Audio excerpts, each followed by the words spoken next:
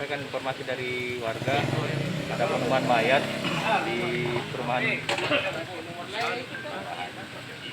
Taman Losari 2000 di mana ditemukan seorang guru yang meninggal dunia atas nama Jaga Ismail 48 tahun.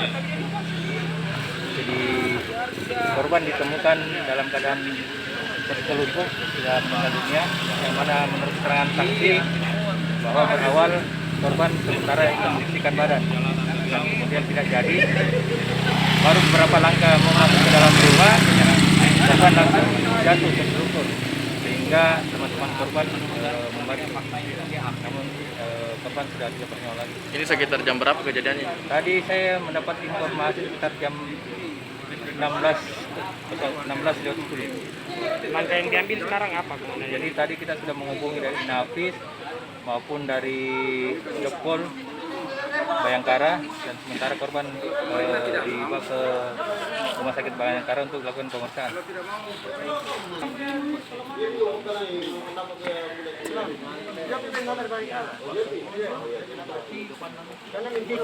Katime, bener telepon Katime.